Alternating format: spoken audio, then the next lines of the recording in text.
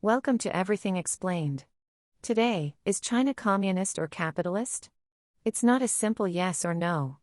Communism, in its ideal form, envisions a stateless, classless society characterized by collective ownership of the means of production and the absence of private property. Capitalism, conversely, is driven by private ownership, free markets, and competition, where the pursuit of profit motivates economic activity.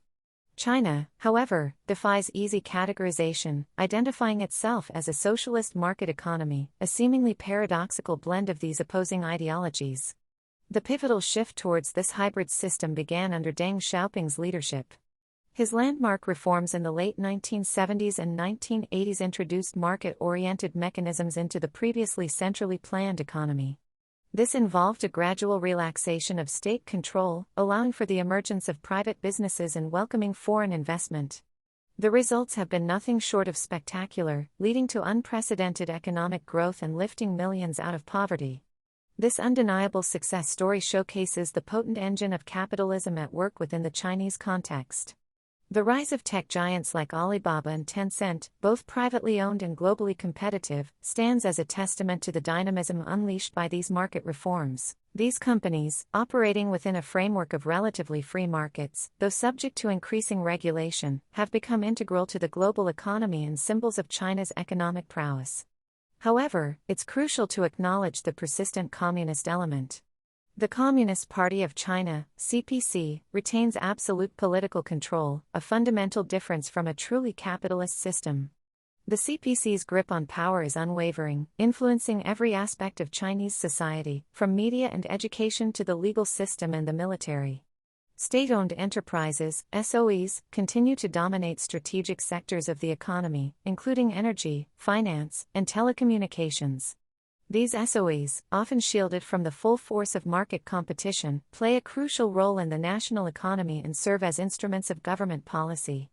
The government's ability to direct investment, allocate resources, and influence market outcomes through SOEs is a significant departure from a purely free market model. The high-speed rail network, a marvel of modern engineering and a source of national pride, exemplifies this blend. While private companies participate in construction and operation, the overall planning, financing, and strategic direction remain firmly under state control.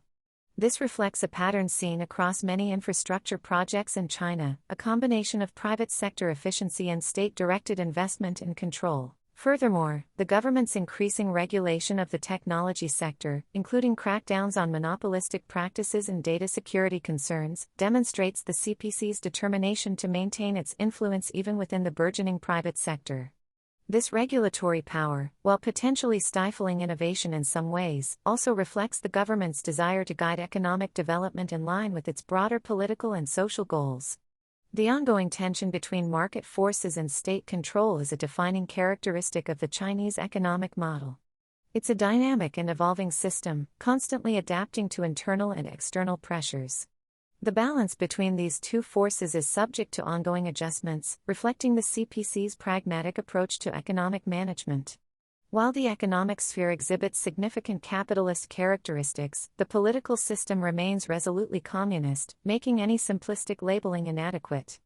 China's economic success is undeniable, but understanding its unique hybrid system requires a nuanced appreciation of the interplay between market forces and state control, a complex dance that continues to shape the global economic landscape. The future trajectory of this hybrid system remains a subject of intense debate and speculation, but one thing is certain: China's economic model is far more intricate and multifaceted than a simple communist or capitalist label can convey. To unpack this further, let's explore the background, implications, and the broader context so you can see how these pieces fit together. We can deepen our understanding by considering practical examples, typical use cases, and the variety of perspectives that shape this topic. Another useful angle is to compare related concepts and highlight the subtle differences that matter in practice.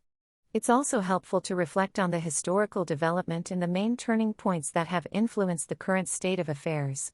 Finally, we can summarize key takeaways and practical lessons you can apply or watch for going forward. To unpack this further, let's explore the background, implications, and the broader context so you can see how these pieces fit together.